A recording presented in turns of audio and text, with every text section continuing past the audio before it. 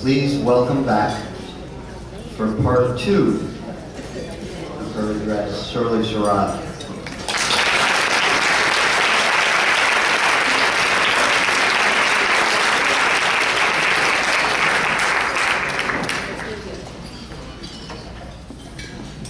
Good evening. Good evening.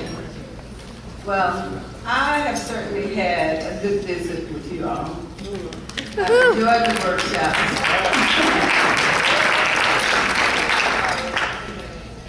And I hope you won't decide that you don't want to see me again.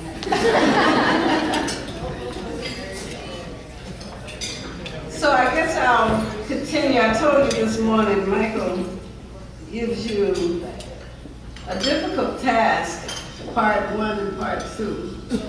But when we talked, and we talked several times before I came here, and of course I told you earlier today that we did quite a bit of work together years ago. Michael was one of the founders of Equal Exchange too, right? And we marketed pecans to Equal Exchange all of those years ago. Let's try it this way.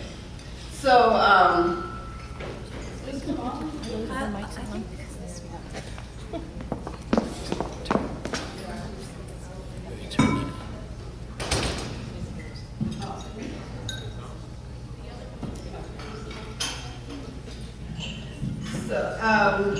at a Farm Aid concert, I think that's better. I don't hear that ringing. Yes.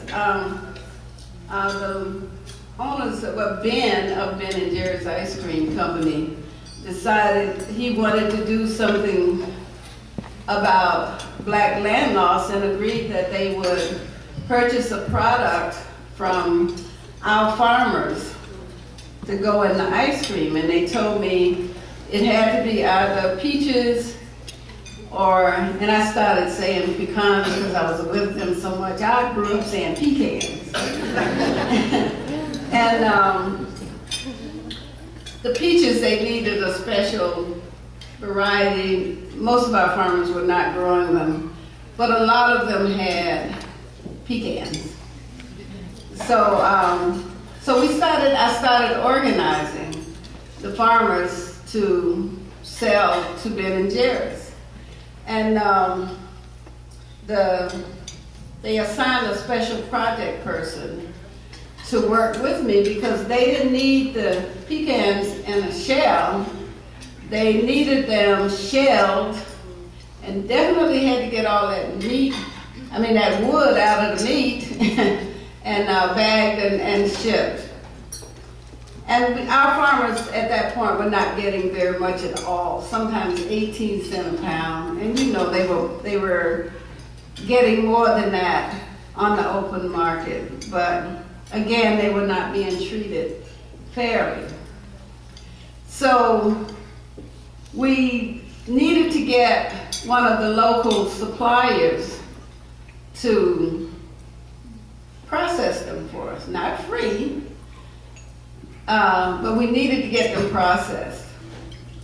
So the special projects person and I went around trying to find a processor that would process the pecans for our farmers. And every one of them said, tell you what we'll do. We will buy the pecans from black farmers, we will process them and sell them to Ben and Jerry's, and they can say they have pecans from black farmers in their ice cream. That was no different from what was already happening. We even went to Cornelia. A lot of you are probably familiar with that community, and they had some young people there who and one or two of them had a problem with cooperatives. And this night, there were about 2 or 3 board members from Ben and Jerry's there when we went to meet, because they were excited that they could get the black farmers and Cornelia working together. But right there with us sitting there, one of them said, if this doesn't work out with black farmers, will you buy from us? So if you go to Cornelia today, they will say that they had a contract with Ben and Jerry's to sell pecans for them, but they didn't. We had the contract. So in the end, we couldn't even work out a deal with them. And Ben and Jerry's had to get their major supplier to process for us. And for several years, until they got that new CEO who was a black person, until then they bought pecans from black farmers, and they paid a market price plus a premium price. So I convinced the farmers to save half of the premium price toward getting their own facility. And in 1997, they did get it. So so we had lots of ties to this region, I guess is what I wanted to say. But it was a big help to our farmers, and it's called Southern Alternatives. So currently, some women are operating and doing some mail order business with it. You know, food connects us to our ancestors, to each other, to our culture, and to this great earth. You know, I was chosen as a Kellogg Fellow, and for 3 years we had a chance to travel. I had a chance to travel to many places in the world. And once I left the South, I was like, where are the grits? They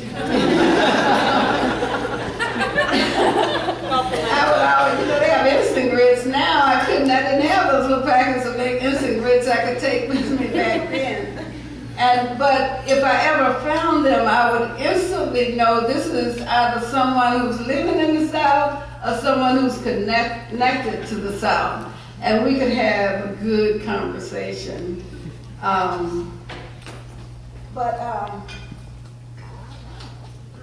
So what do I share with you now? I'd love to be able to tell you about the land trust.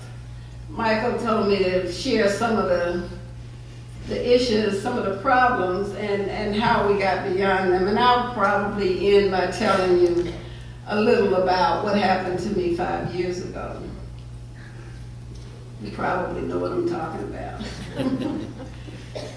But in our effort coming out of the civil rights movement to assist people who were being displaced from plantations and other farms, we sent 8 people to Israel to study the kibbutz, to look at how we could create a community and resettle people in Southwest Georgia, and some of them were actually from New York City, who were interested and involved in the effort.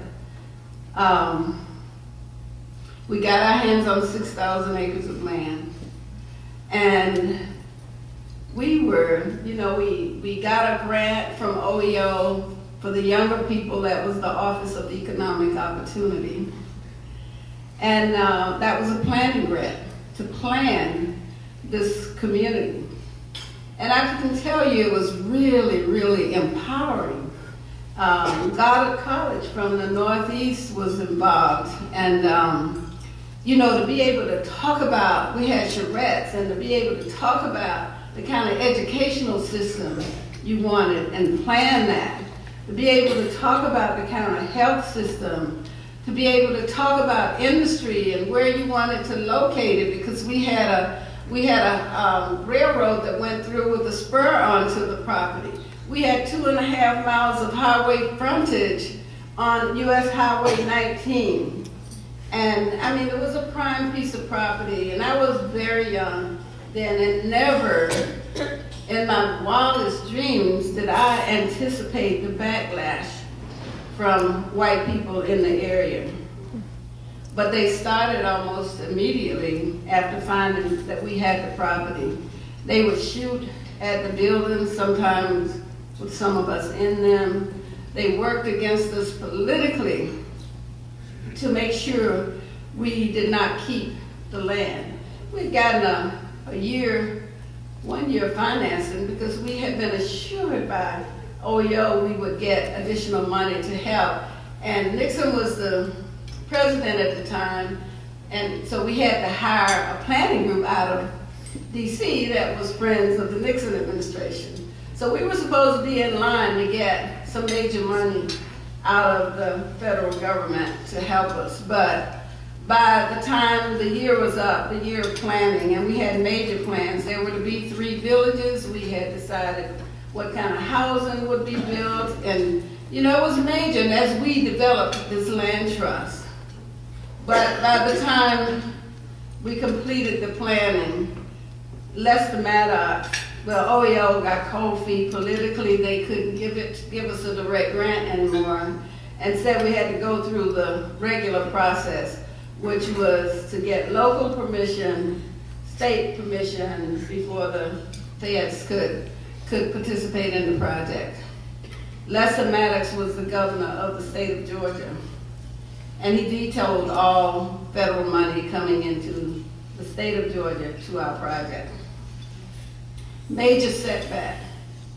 So we started farming in order to try to hold on to the land while we worked to try to make different arrangements, better arrangements, financial arrangements to be able to hold it. And we eventually did that. We faced foreclosure by a prudential insurance company for 2 years straight, but finally got better financing.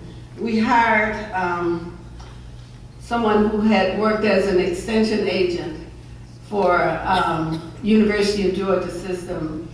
And he was a black one, back when black agents could only work with black farmers, and white agents could only work with white farmers. And but he was so knowledgeable. So we had a major farming operation going. We were expanding it. We were making enough money to expand the farming operation and pay the notes.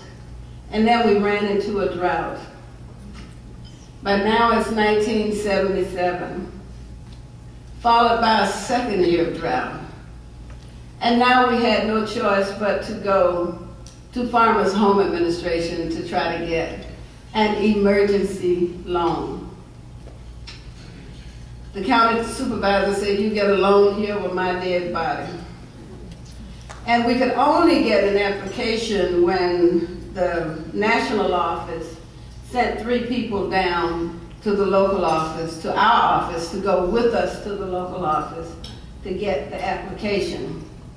Too bad they didn't stay, because it took us 3 years to work through the process to finally get a loan with continued droughts, and then couldn't borrow. We had assets worth somewhere between $4 and $5 million, but couldn't borrow enough money from them to farm. The loans would be, when we finally started, late and slow, not enough, would never finance irrigation for us. And any of you who know about Farmers Home Administration, they require a lien on all available assets. And once they got that, they did their thing, and we lost everything in 1985. The new owner from Atlanta, a rich guy, paid 1/5 of what it was worth, and we didn't know then, we found later, that he paid $1 million, but they let him borrow $950,000 of it. So that was when I started working with the Federation of Southern Cooperatives. Still, we knew we had faced discrimination, but we couldn't prove everything because we didn't have the information. So, in working with other black farmers and dealing with black land laws, the Pickford case, I won't go into everything. Black farmers were losing land at an alarming rate, and we had lost the biggest tract of black-owned farmland in the country. So the Pickford case settled. There was a case before Pickford, but everyone knows about Pickford. And I was so busy working with the Federation, helping farmers to gather their information for the lawyers, and helping to get the word out about the Pickford case, because there were no radio announcements or newspaper announcements. The organizations working, nonprofit organizations, had to help get the word out and help these farmers get to where they could file a claim. I was driving from Alabama. You had 6 months to file. Driving from Alabama one night, thinking about the farmers I had been working with, and the light bulb went off. I was talking to someone about Eufaula, Alabama earlier. That's where the light bulb went off. Oh my goodness, we were farming in 1981. New communities can file a claim in the Pickford case. I hadn't even thought of it. We lost in 85, this was 1999. So I couldn't wait to get home, no cell phone or anything. I raced in the house telling my husband, we can file a claim in Pickford. So we had a problem gathering the information because we had to quickly get our files and other things off the land because the new owner dug holes and pushed all of our buildings over in them. He got rid of every trace of us. We had a flood in Albany in '94, and we lost everything there because it was a major flood, a 100-year flood, and some of our things were stored in a building that an old packing shed, the owners of a packing shed had given to our organization near the river. So we had a real problem pulling the information together, but we did, and that's when we found the story, the true story of what happened to us. A lot of those plantations owned by rich absentee landowners were getting the loans that we were being denied. With the Pickford case, you had to find a similarly situated white farmer who got what you didn't get. So in our case, we had to be compared to the plantations. They were getting loans for irrigation, we were denied loans for irrigation. So we had a major claim here that was filed in what we call Pickford 1, it was filed on time. Our hearing was held July the 30th, 2002 in DC. You had your 1 day in court as a B claimant. And if you had been in that room, you would have left there saying they just won that case. We left there really happy because we knew we had won. But the hearing officer, who was the wife of the chief adjudicator, ruled against us. It was unbelievable.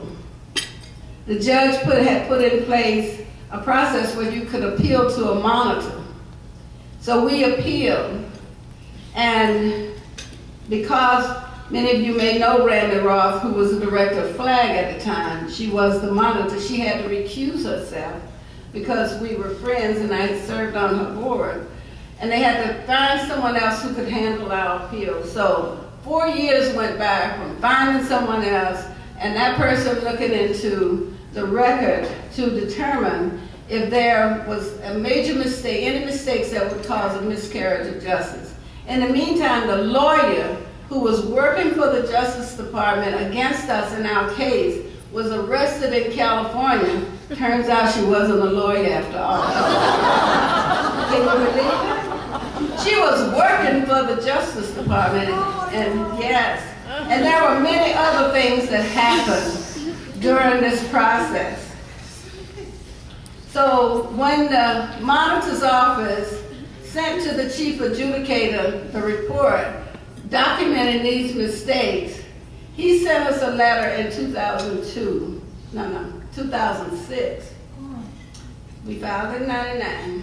He sent a letter to us in 2006 saying what they found had merit, but our case was an extensive case and it would take him some time to review it. Now he was faced with overturning his wife's decision. Isn't this something? See, we would never get by with anything like that. We didn't hear anything, not one word about our case from October the 21st, 2006 until the night of July 8th, 2009. when our lawyer called and I answered the phone, she said, "Shirley, have you heard?" She was excited. I said, "No." She said, "We won." You know, she was excited. And I'm thinking I'm getting ready to hear good news and bad news. So she asked me, "Do you want to guess how much?" I said, "Rose, is it at least $1 million?" She said, "No, it's 12." So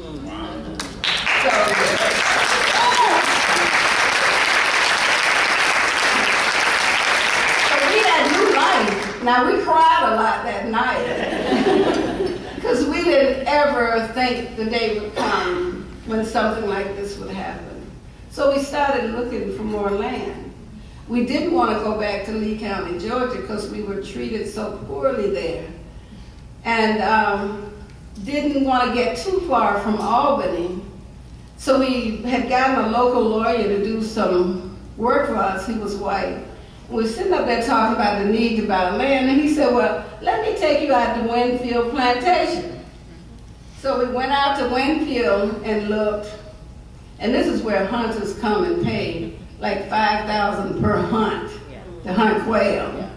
You know, and they didn't have a lot of woods, and I think 5 cabins for people to stay, and they could house about 27 people. And then someone said to us, "Why don't you look at Cypress Pond Plantation?" So one Sunday morning, we met the salesman who was from Tallahassee, Florida, at Cypress Pond. And he just kept saying to us all throughout the tour, "Just put an offer on this place. The corporation is holding it. Just put an offer on." Now I have to tell you, the previous owner died of ALS in 2008. But if you ever use a card to buy fuel at the pump, that was his invention. He had lots of money. There's an antebellum home that was built in 1851. He put $3 million just into restoring it. But there are other cabins and lake, and the property line comes right up to the city limits of Albany. And I had a problem with antebellum. Why would we want an antebellum home? But we did get a consultant to come in to help us make a decision between the two. And he said, "You have to get Cypress Pond because of all of the improvements." When we went out with that salesman that Sunday to look, when the previous owner died, they put the place up for $21 million. When we went out to look, they had dropped it to 6.9. We offered 5 that Sunday. And so the consultant came in and he said, "You have to get Cypress Pond Plantation because of all of the improvements, but you can get it for less than $5 million and you can make them pay, include the equipment." So boy, you should have seen us backing up.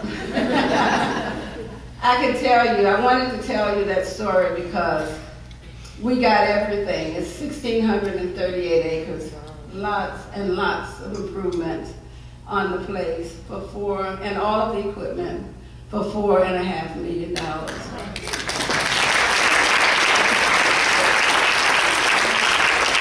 I like to tell that story for many reasons.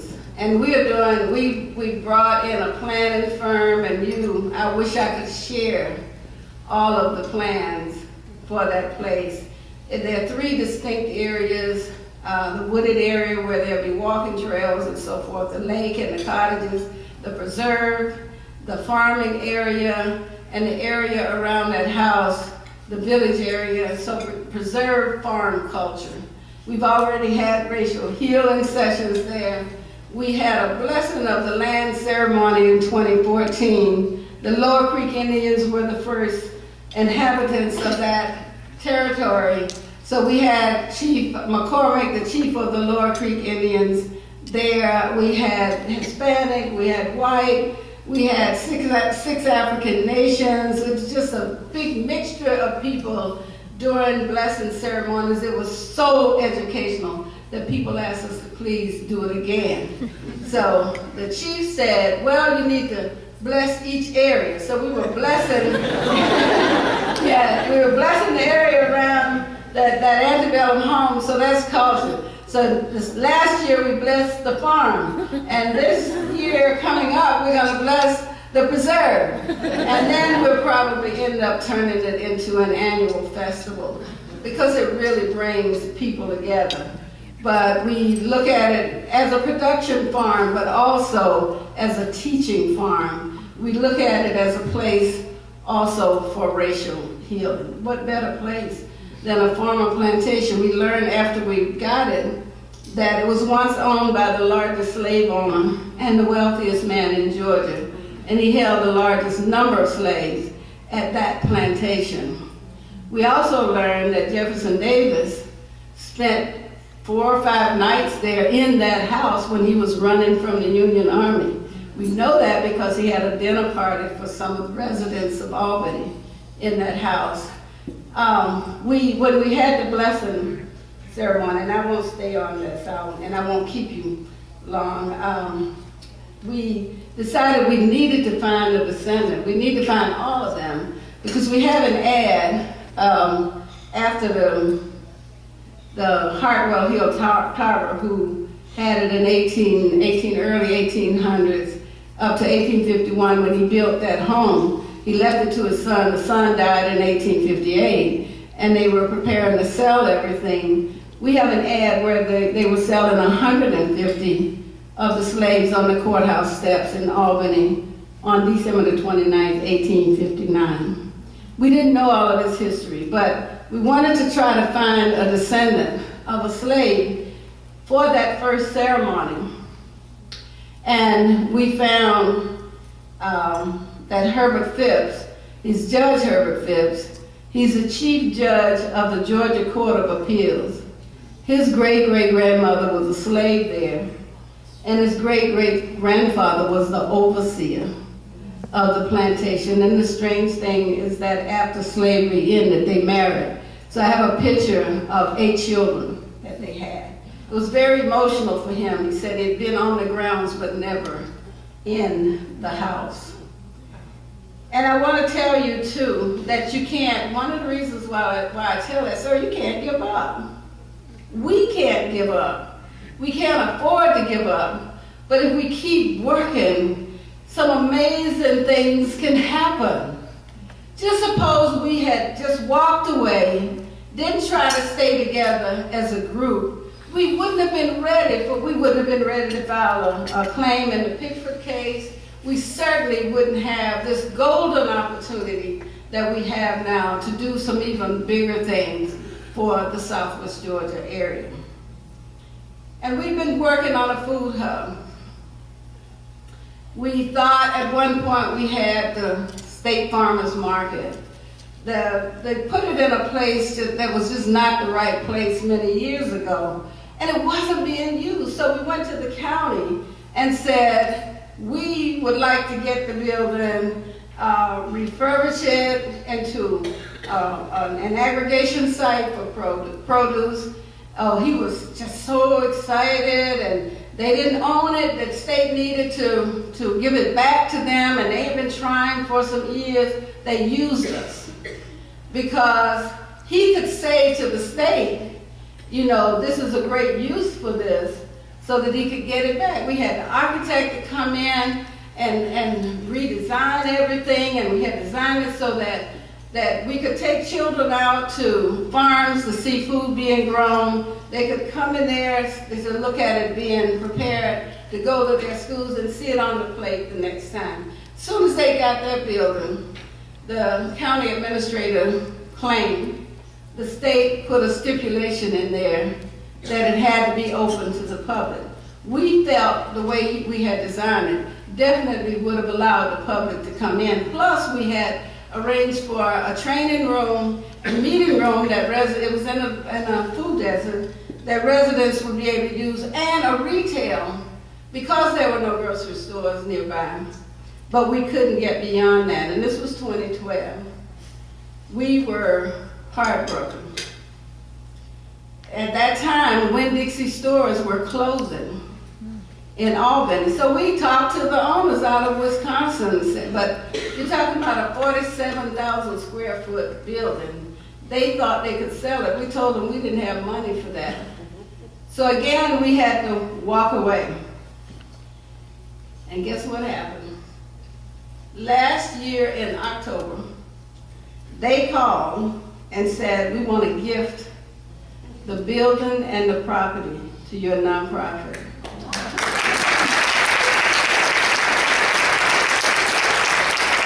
It was scary, it was exciting, and it was scary all at the same time. And I kept saying, this is a game changer for Southwest Georgia because it's going to mean so much to farmers in about a 15 to 20 county area.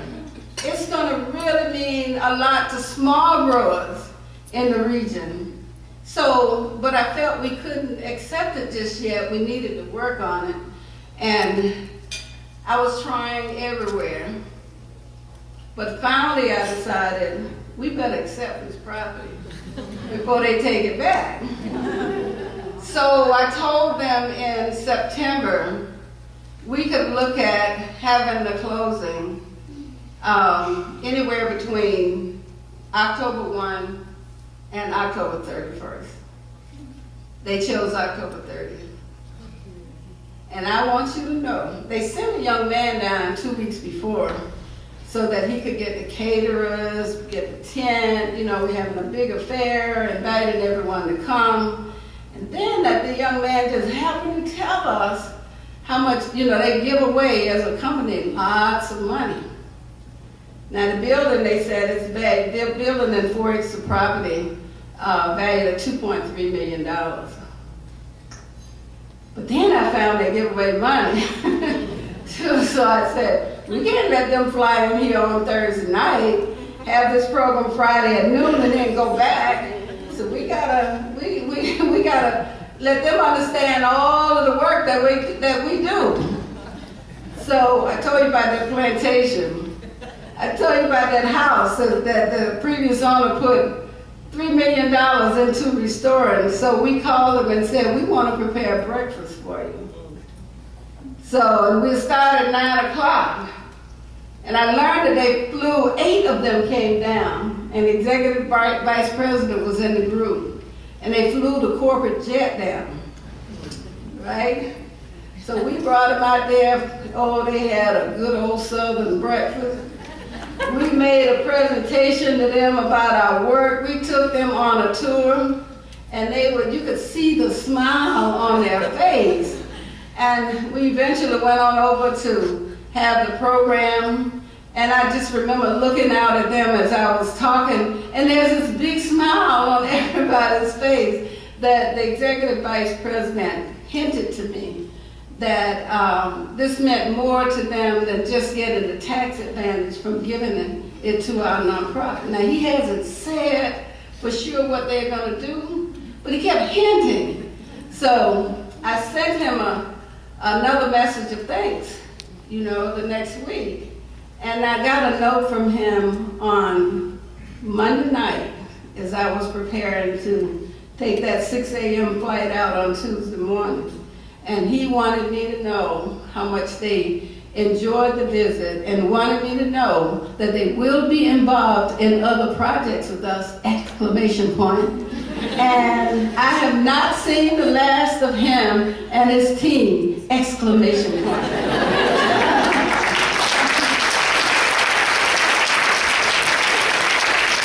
So I am so hopeful. There's a lot to be hopeful about. You can't give up. It doesn't work out right every time, but you just have to keep trying.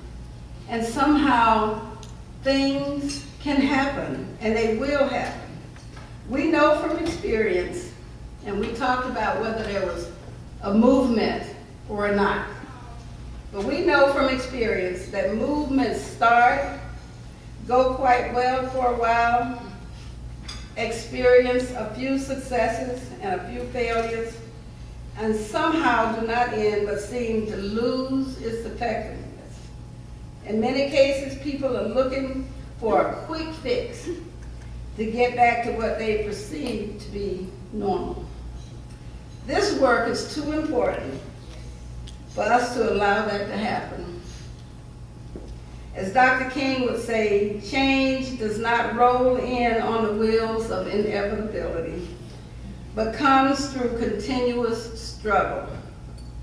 Human progress is neither automatic nor inevitable. Every step toward the goal of justice requires sacrifice, suffering, and struggle. It requires the tireless exertion and passionate concern of dedicated individuals. Through all of the problems we experience as we build a movement, we cannot stop because we know farmers who are willing to do the right thing for their families and their communities. We know individuals who care about the land and the environment who are not motivated by the almighty dollar, but by taking care of the land and developing a system so that this land we have can continue to produce food that is safe to eat and healthy for all the people of this earth. So I've gone on for a while, probably too long to touch on the USDA, but I can give you a quick little something about it if you want to hear. Okay.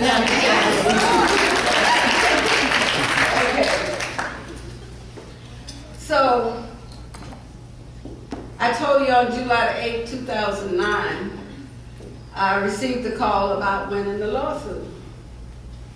On July the 30th, 2009, I got a call from the White House saying I had been chosen as Georgia's State Director of Rural Development.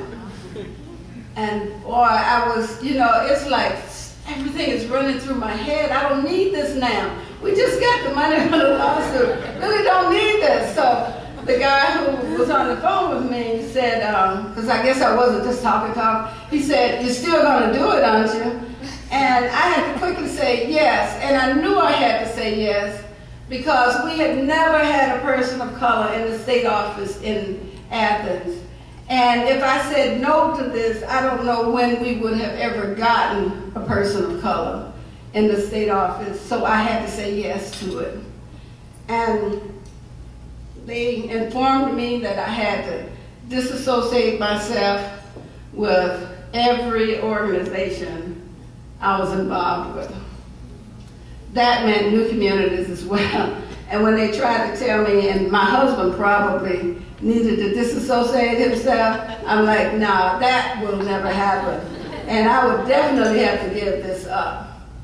But I went on to rural development, It was supposed to be Farmers Home Administration initially, but my congressman called me and said, "Shirley, when you look at all the work you have been doing through the years, rural development is the place where you need to be." And I quickly said, okay, because I thought these farmers would think I could do things for them I couldn't do. I had done a lot of stuff through the years, and I was, fighting their battles and all, but I couldn't get in this position and perform miracles. So I was happy to be switched over to rural development. But when I got there, the USDA reorganized in 96, and individuals who were working for Farmers Home had the opportunity to either choose to work with rural development or Farmers Home. So a lot of them working with the agency were people I had to deal with through the years trying to get justice for farmers. But I tried to put them at ease, and I think I did. I told them I wasn't there to settle any scores. I said, there are two things I definitely want to do. That is to make sure all of the people of this state know the programs of the agency and know that they have equal access,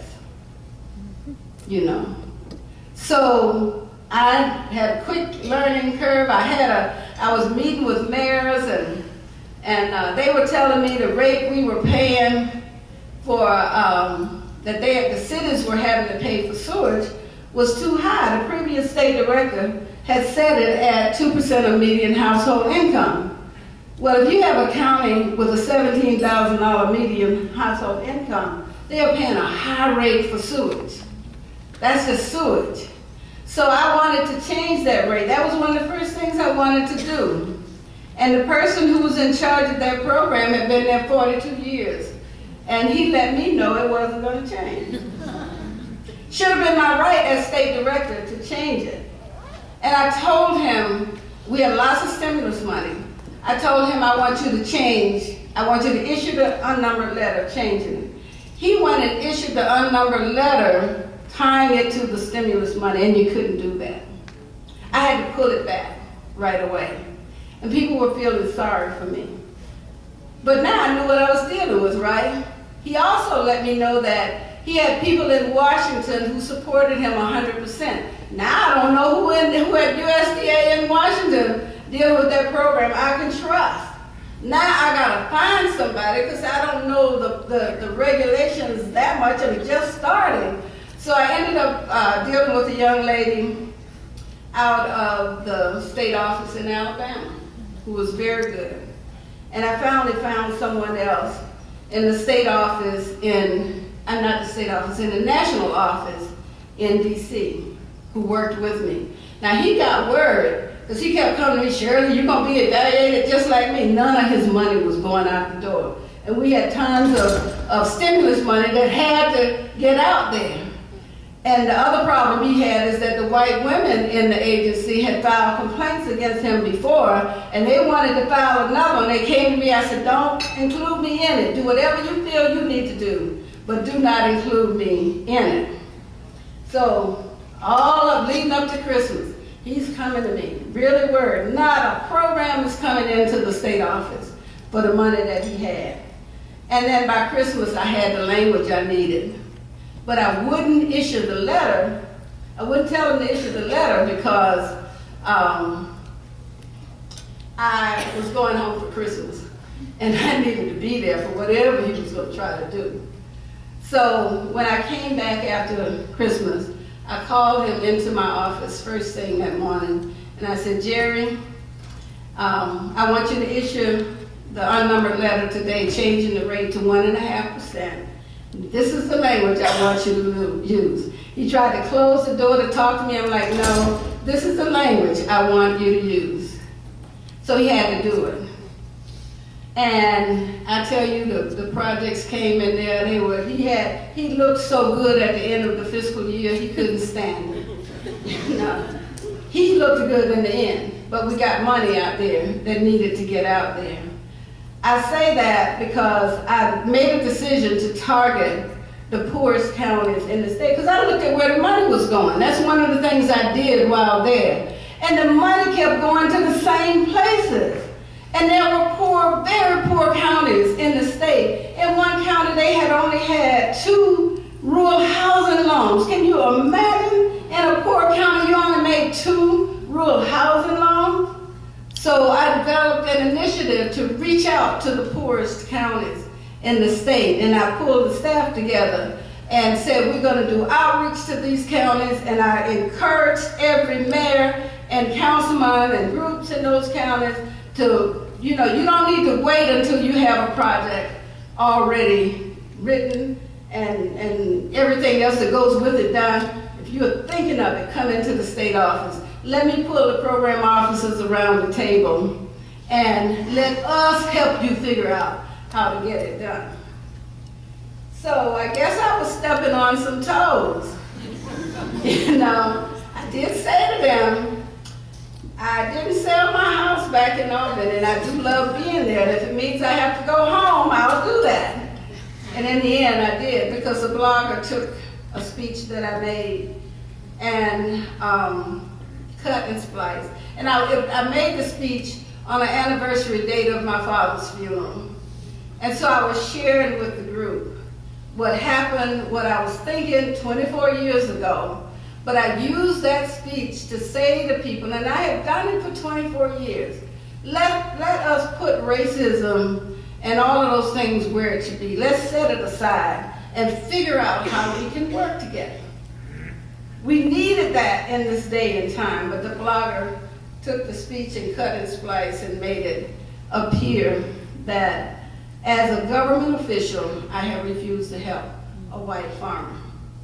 On the day all of that stuff was unfolding, I was 3.5 hours away from the office with the leadership staff of the state office and some of the area offices, and all hell broke loose. It was awful.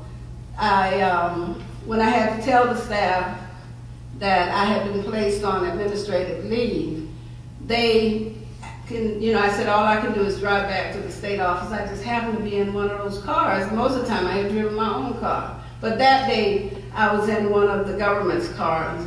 So they asked if I needed someone to drive me. I said, no, I can do this. And they asked if we could pray. And we got in a circle and prayed. And I was on that drive back to Athens. First call from Cheryl Cook, where are you now? And I told her to have a long drive. I'm still pleading, saying I helped that farmer. He has his farm today because of what I did. We became good friends, didn't want to hear it. The second call, I was driving through 5 o'clock traffic in Atlanta. And where are you now? I said, I'm just going through Atlanta. Again, I'm pleading, but she said to me, the White House wants you to resign. And I'm thinking about the president. I'm the one who's in so much trouble. I'm thinking about the president, so I told her I would do it. So an hour later, I still had not arrived in Athens, but I had just passed the sign saying Athens was 30 miles. And that's when she called and said they wanted me to pull to the side of the road and use my BlackBerry to submit my letter of resignation. Yes, so I told her I would do it. I said, again, I was pleading, trying to get them to understand. If you get the whole tape and look at it, you'll see that that's not what I was doing, and didn't want to hear it. So I did say to her, you haven't heard the last from me. And when I looked at emails that a reporter had gotten later, they were patting themselves on the back. They were happy and so proud of how they had quickly dealt with the Shirley Sherrod problem. Well, I drove home, and I had 4 hours to drive after that to try to get home that night. I got home after midnight, and I did talk to a reporter from the Atlanta Journal-Constitution. And when I finished, he said, I knew there was more to that story. And then the next morning, y'all, every news reporter you could think of from every network you could think of was out there in the yard.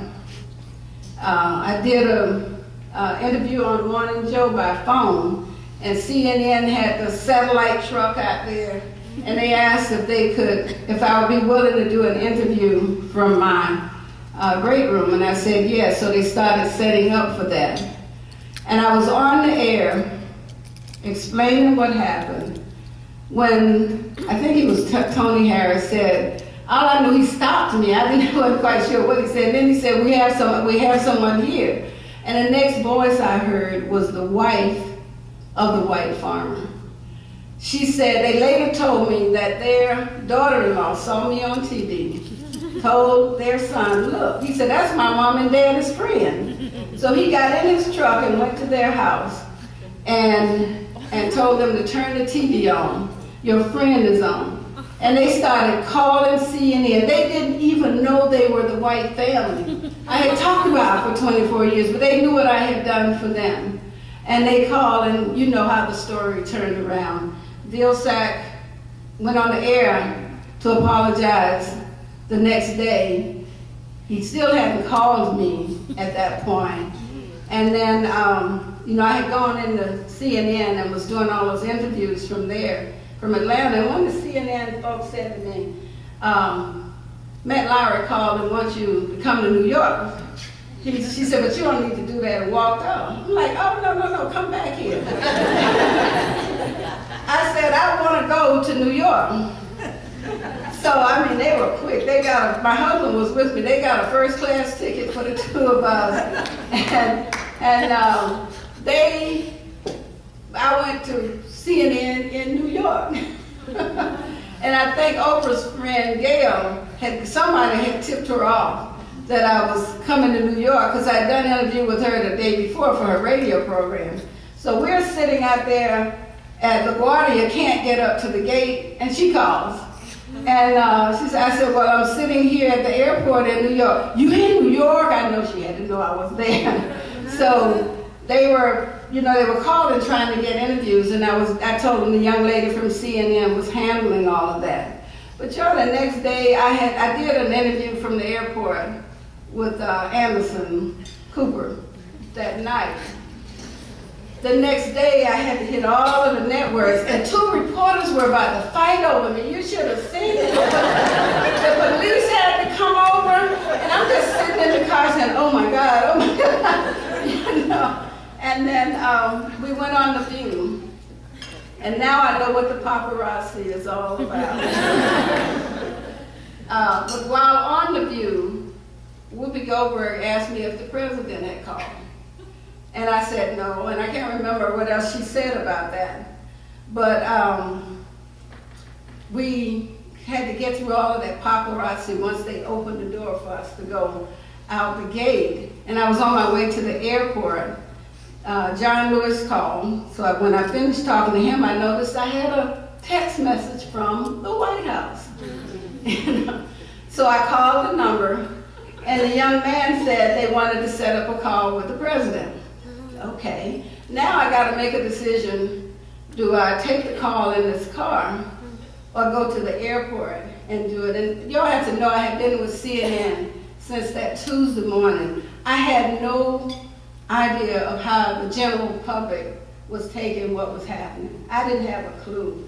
So I thought I better take this in the car. I didn't know how people were feeling about what was happening because I'd been with CNN the whole time.